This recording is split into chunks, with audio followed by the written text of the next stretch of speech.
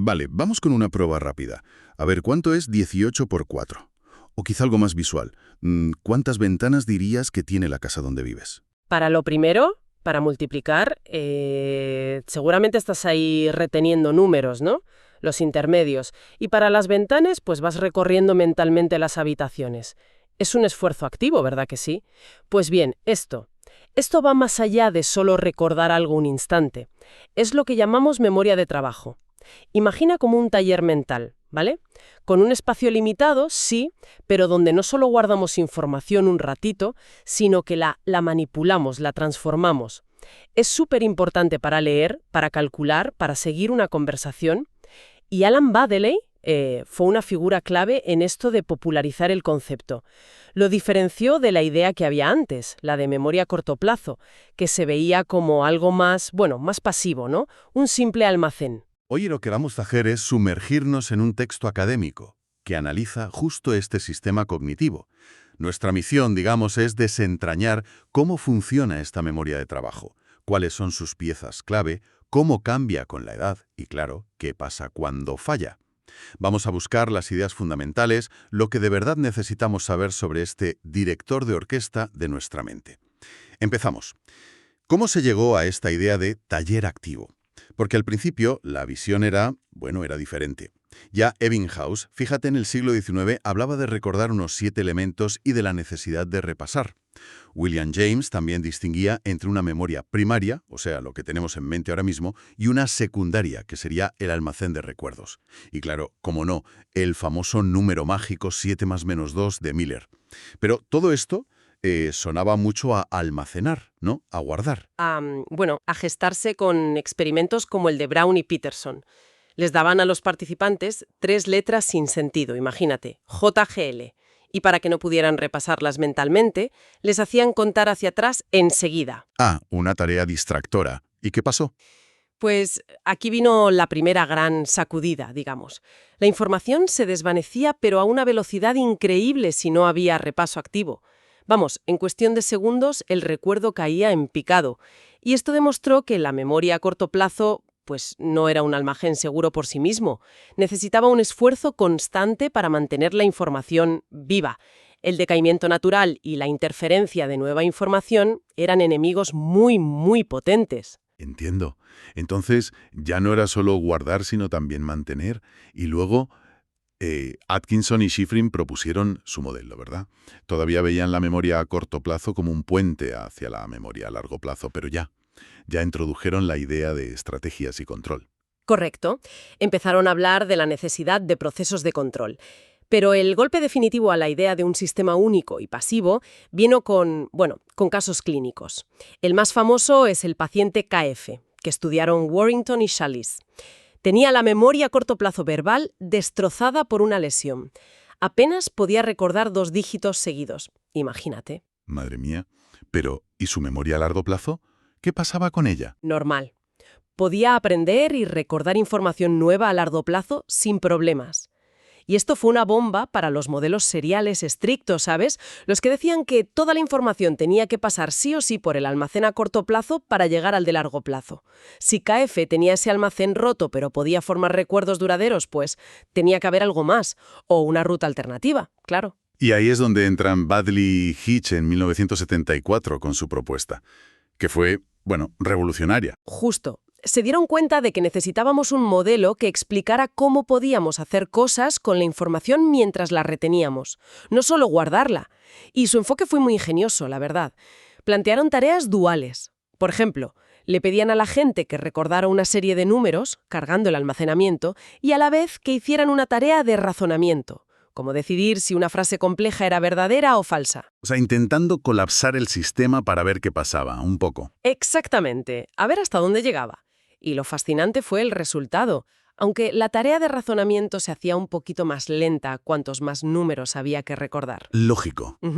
La precisión, o sea, el número de errores, apenas cambiaba. La gente podía seguir razonando bastante bien incluso con la memoria llena de números. Vaya.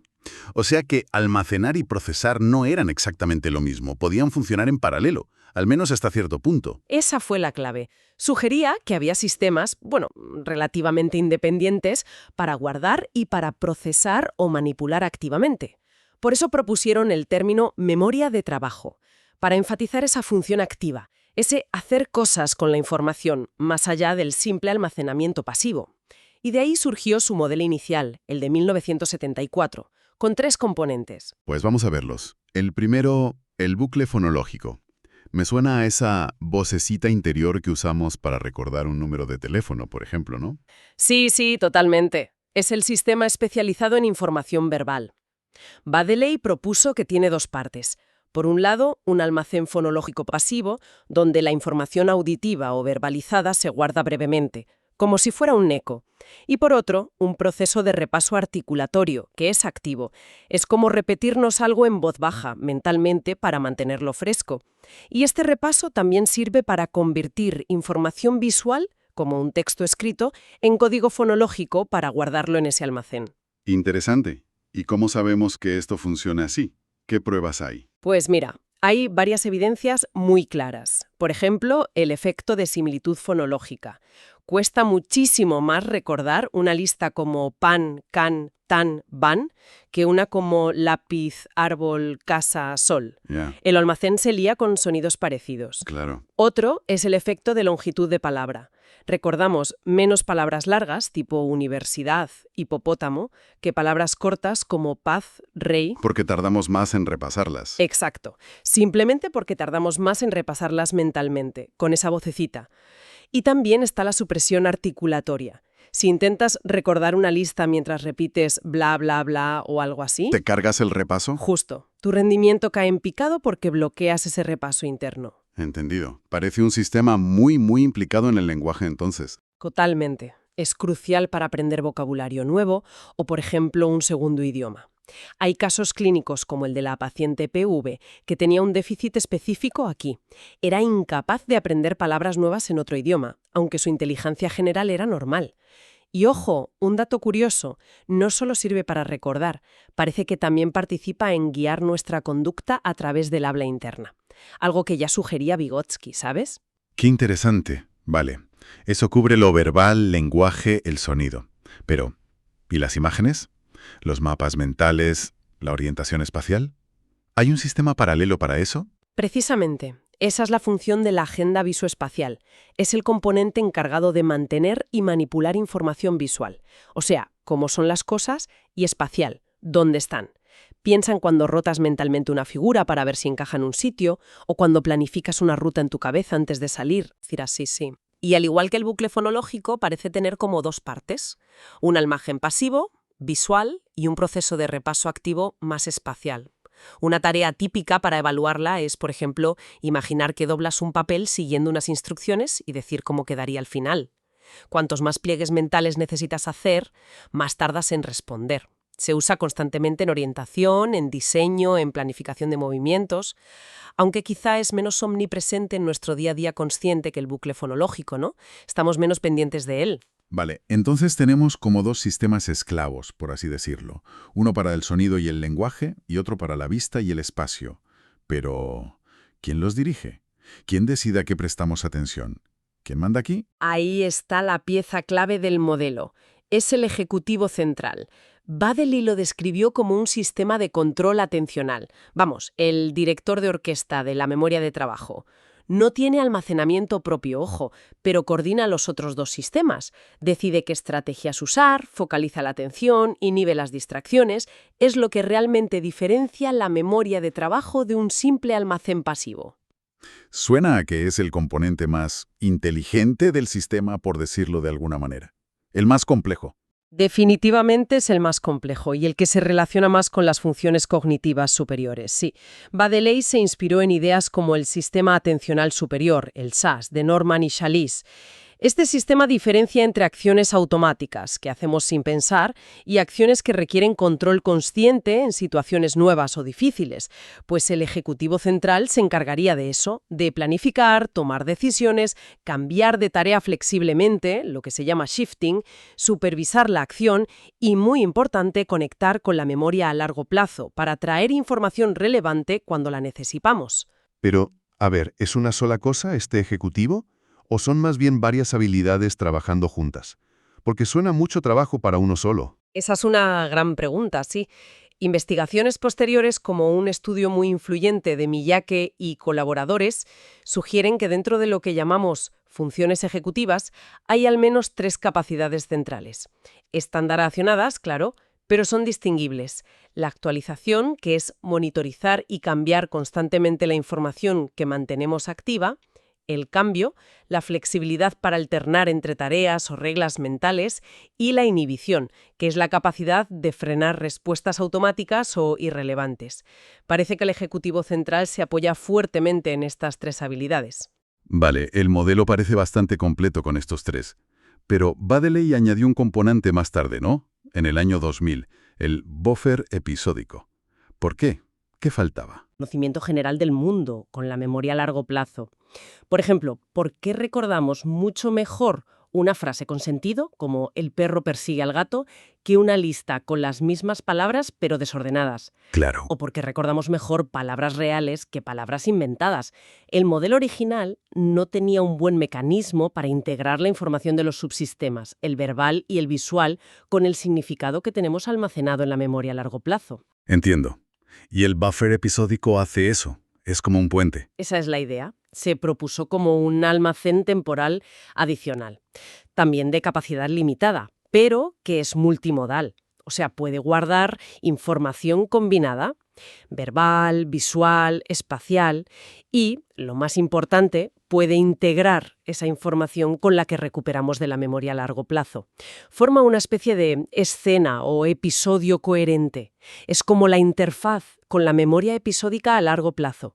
Y se cree que está muy ligado a la experiencia consciente, a lo que sentimos que estamos pensando. Entendido. Aunque antes mencionaste que no todos los investigadores ven la memoria de trabajo así, como con cajitas separadas, ¿no? Cierto. Hay modelos alternativos que se suelen llamar unitarios. Por ejemplo, Nelson Cowen propone que la memoria de trabajo no es un sistema aparte, sino simplemente la porción de la memoria a largo plazo que está actualmente activada. Dentro de esa activación habría un foco de atención muy limitado, de unos 3 a 5 elementos, que sería lo que tenemos en la consciencia en cada momento. Ajá. Y Randall Engel, por otro lado, pone el énfasis en otra cosa. Dice que la capacidad clave de la memoria de trabajo no es tanto cuánto almacenas, sino tu habilidad para controlar la atención. Es decir, mantener las metas activas y resistir la interferencia de las distracciones. Para Engel, el control atencional, sobre todo la inhibición, es la memoria de trabajo. Qué interesante. Aunque al final da la sensación de que todos, de una forma u otra, coinciden en que ese control atencional o ejecutivo es fundamental, ¿no? Absolutamente. Sea un componente separado como en el modelo de Baddeley, o sea la capacidad de controlar la activación y la atención, como dicen Cowan o Engel, esa gestión activa de la información es el corazón de la memoria de trabajo en todas las teorías principales. No hay duda.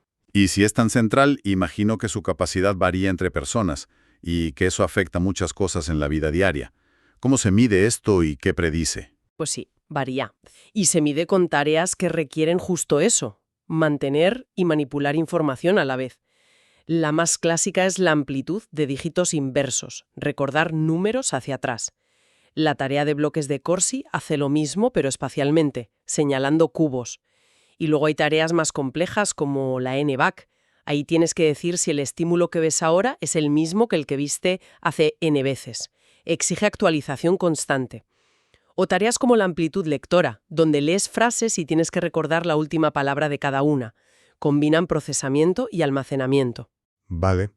Y resulta que estas medidas, correlacionan con un montón de habilidades importantes en el día a día, ¿no? Muchísimo. Sí, una mayor capacidad de memoria de trabajo se asocia con mejor comprensión lectora, habilidad para escribir, para tomar apuntes, con el razonamiento fluido, la resolución de problemas.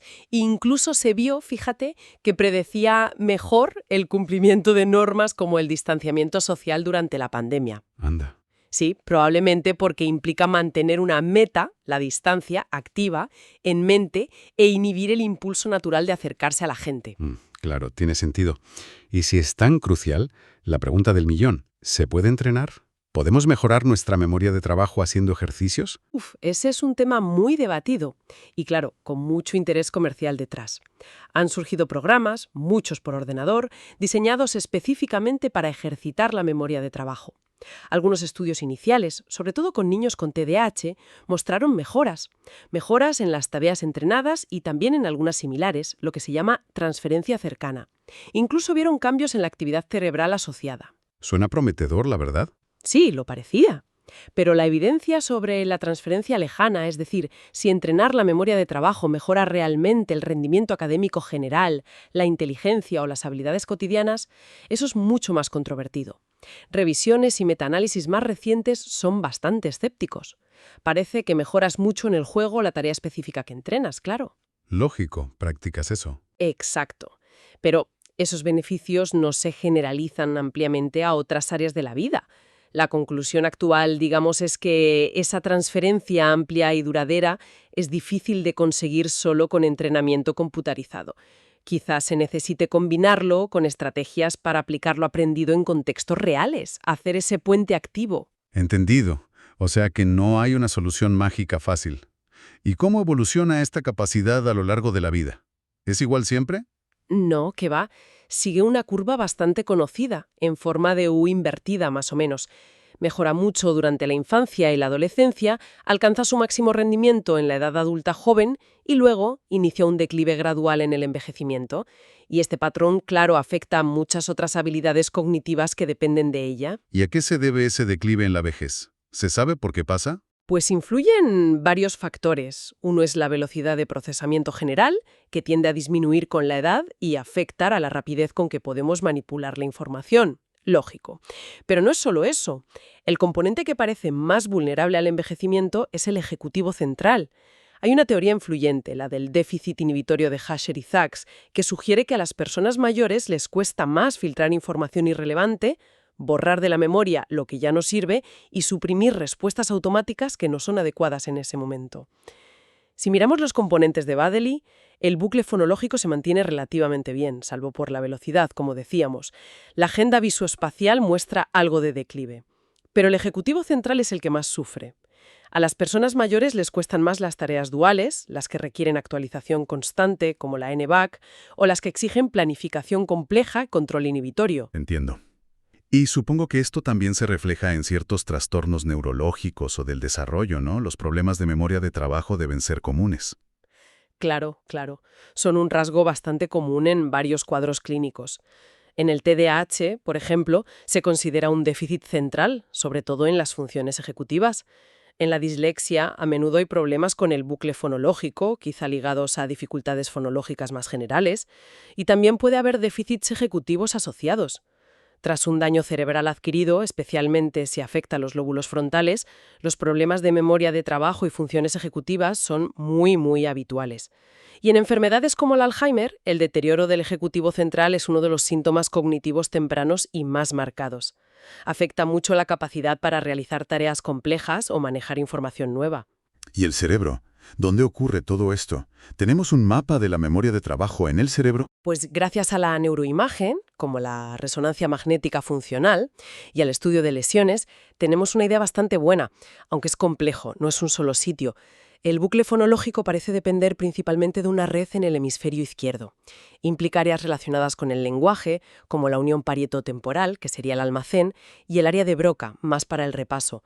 La agenda visoespacial parece más bilateral, quizá con cierta preferencia del hemisferio derecho para lo espacial y áreas más ventrales, en la parte de abajo, para lo visual, para los objetos. Vale, ¿y el director de orquesta? ¿El ejecutivo central? Ese no está en un solo sitio, ni mucho menos. Es una red distribuida que involucra principalmente la corteza prefrontal, sobre todo la parte dorsolateral, que es clave para el control, la planificación, mantener las reglas en mente, y también áreas de la corteza parietal importantes para la atención y la capacidad de almacenamiento.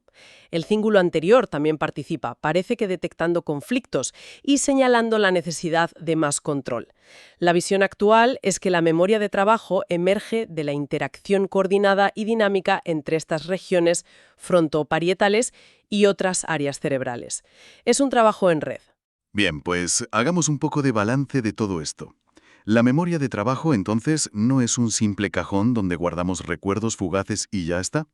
Es más bien un espacio mental dinámico, un taller donde manipulamos activamente la información.